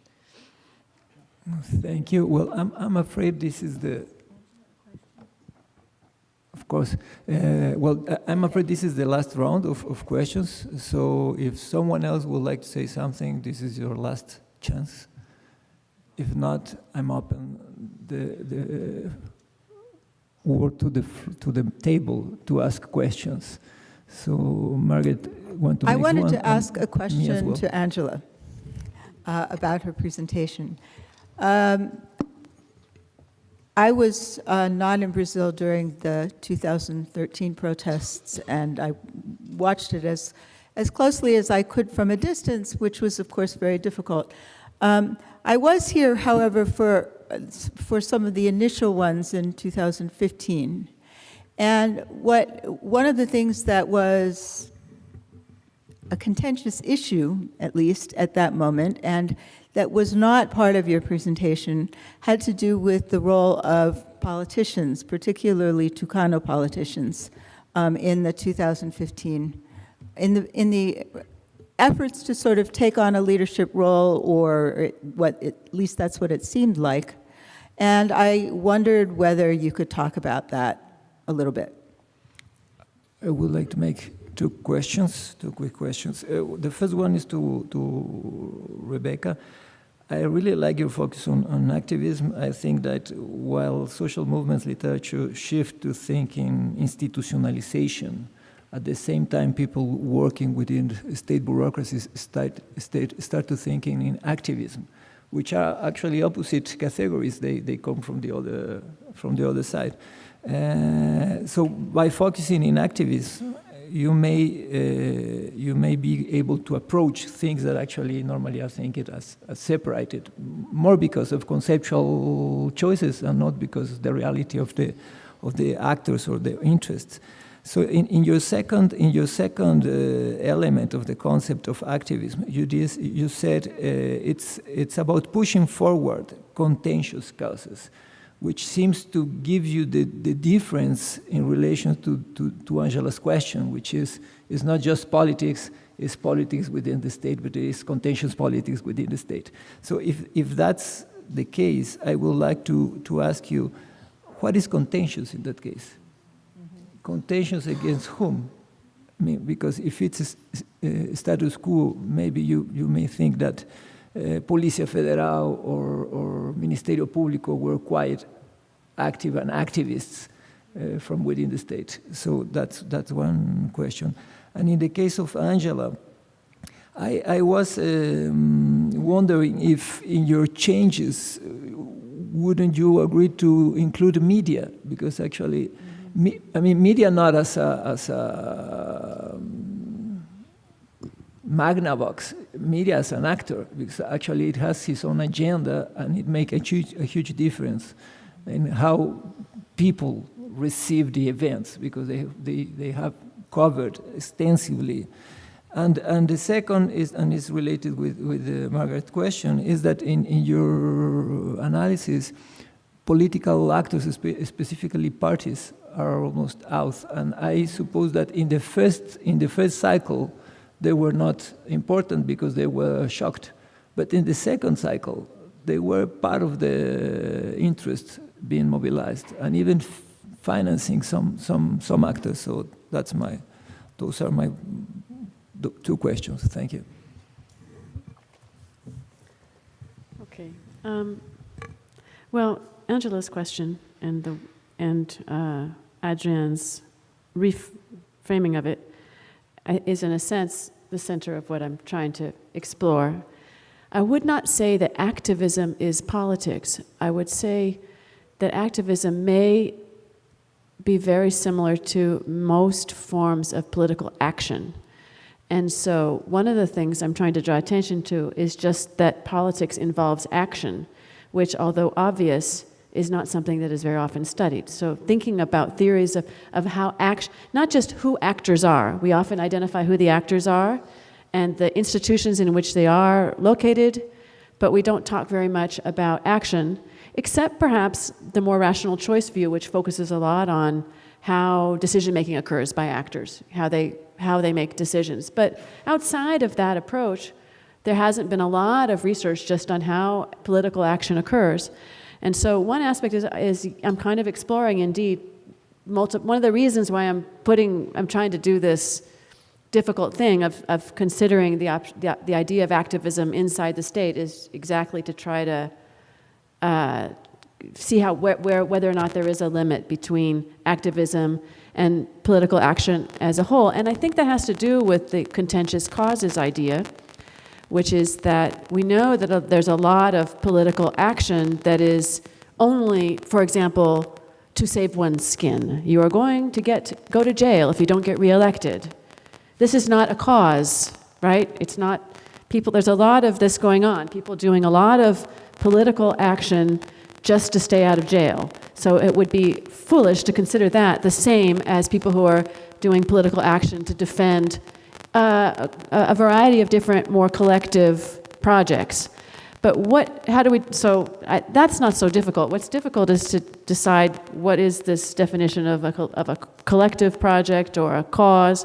And I still haven't really been able to figure it out, because if you just, one of the ways I defined that was manners of defining one's purpose as a collective goal in which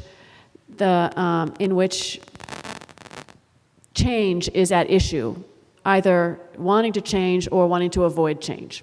So conservative causes do exist. It doesn't have to be progressive to be a cause. But even so, I'm not entirely sure that that's satisfactory. I've been, this is sort of goes back to a lot of the old social movement debates. For example, many people have asked me whether or not the corporatist efforts by judges to defend their prerogatives which they defend as a collective corporatist, whether corporatist ideas like that are causes.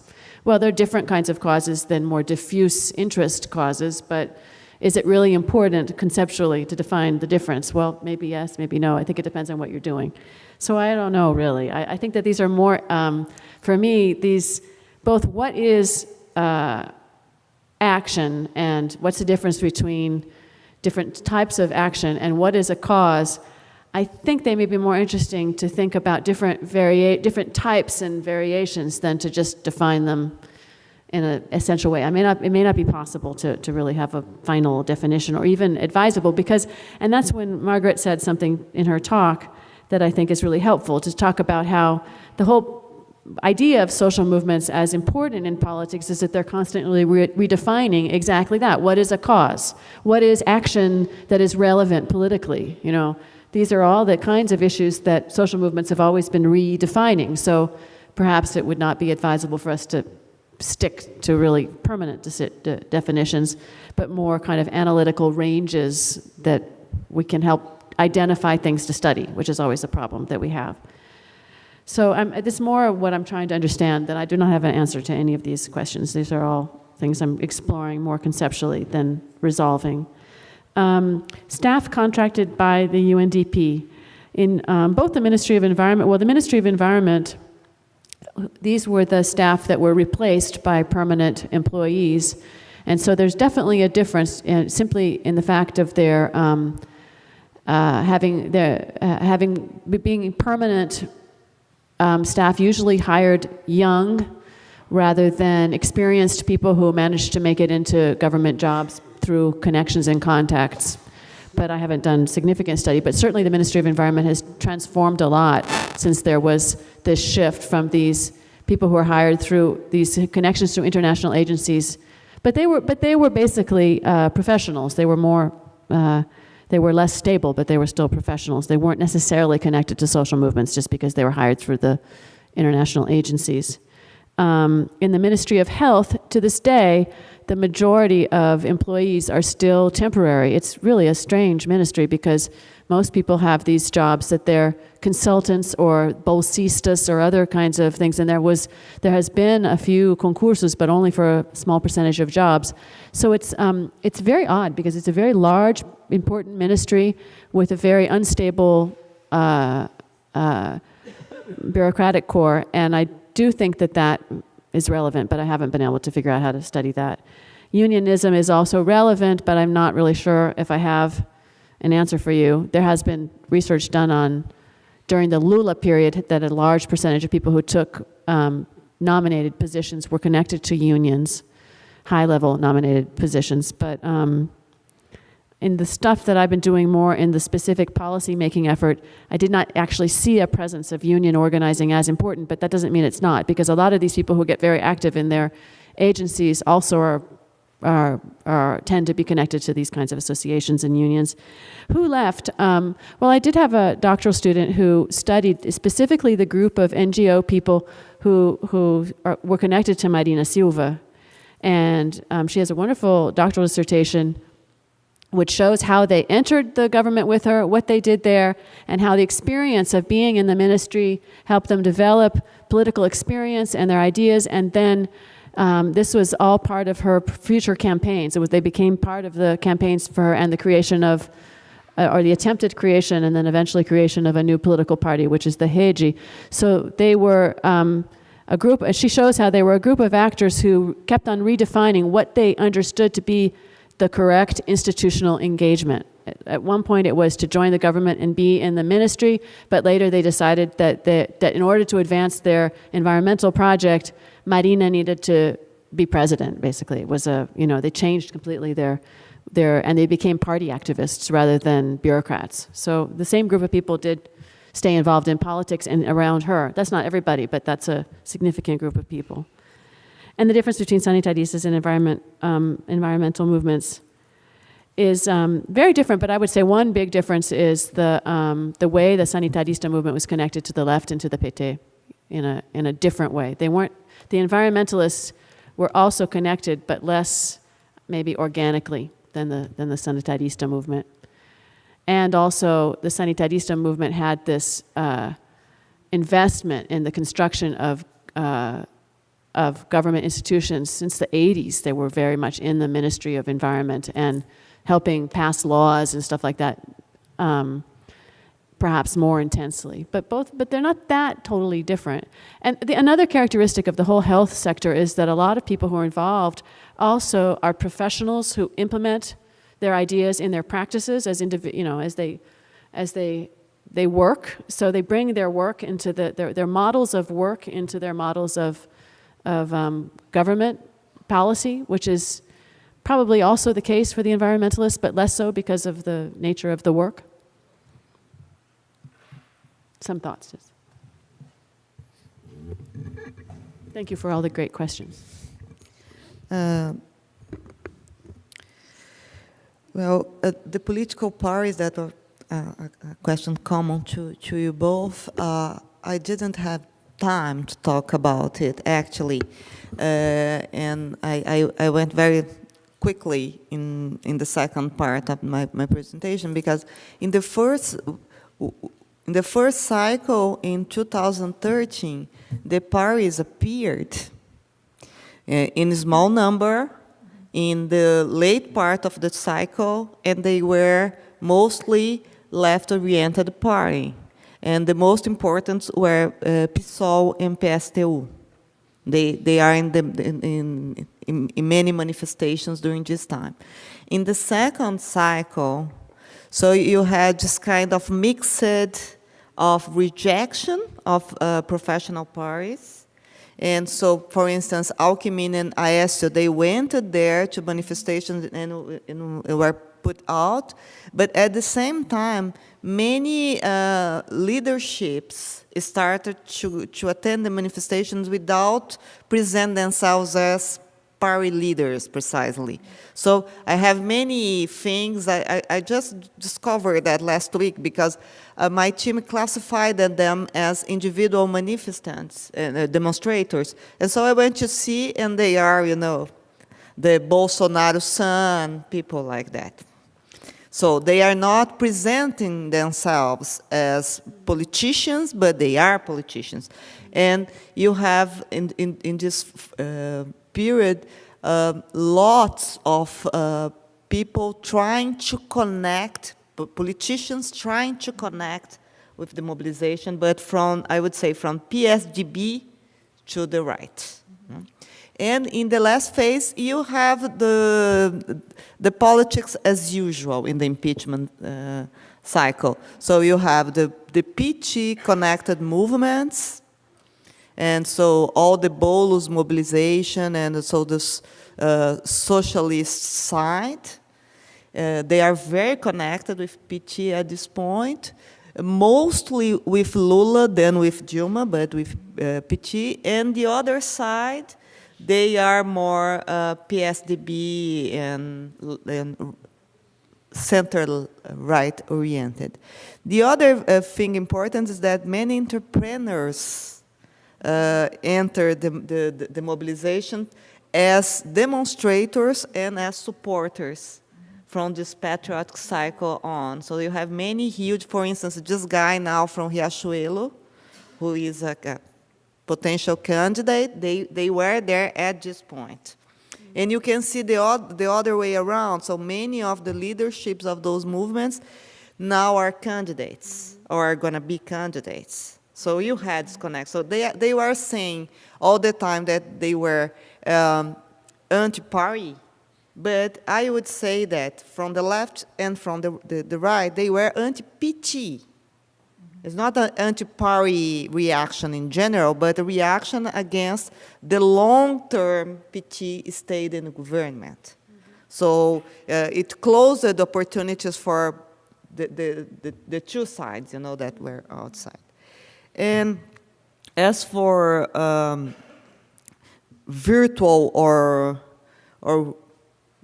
real actors in this side, I would say that they are dangerous real.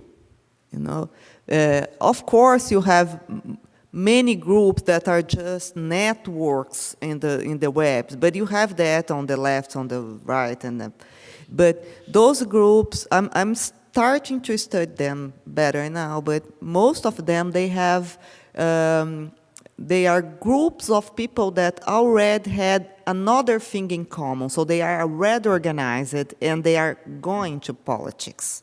So they are not organizing as politicians. So what I mentioned in the beginning, those Fab Labs. So those Fab Labs, they are a kind of self-organizing way of working. So they have computers, machines, sophisticated machines together.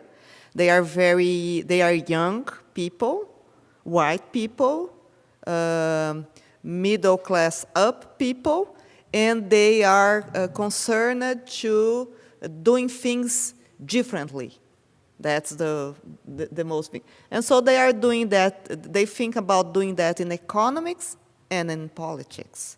So you have those groups. And you have the other groups, those more right-oriented groups, authoritative groups, those ones I didn't study until now, but I think that many military associations or something concerned to that have been mobilized and also religious networks, but that I'll answer in a couple of months. And as for the media is a problem all the time for me, because you have media change for sure, but what happened at the beginning of the protest is that you have a media covering the events that was part of the demonstration. So Media Ninja, for instance, just exists because of fundings that PT start to give to this kind of initiative. And so you have many different small actors using this kind of new broadcast. But they were connected to demonstrations, and they gave the sense that demonstrations were even bigger than they were, more important than they were. And the other media kind of carried out by that, the mainstream media. The other important actor was global. So there is a shift in that day that the repression in Paulista, the demonstration at that day had 6,015 people in Paulista. So it was not a huge demonstration. And after the repression, that journalists were hurt during that, and middle class, son of fidalgos, no? Son of someone else, son of judge, some of people like that were hurt. So you had this kind of reaction to repression that then the Folha de São Paulo, Estadão, and Globo gave huge calls against repression. And then people, so Jornal Nacional gave all that. And so people went to the streets after that. So I think in both cases, the media was an actor, not a condition actually to the mobilization. But thank you. Are you okay? Okay, well, then thank you very much for being here. Let's close the workings for this session. And we have another session. We reconvene at 2 o'clock in the afternoon. Enjoy your meal.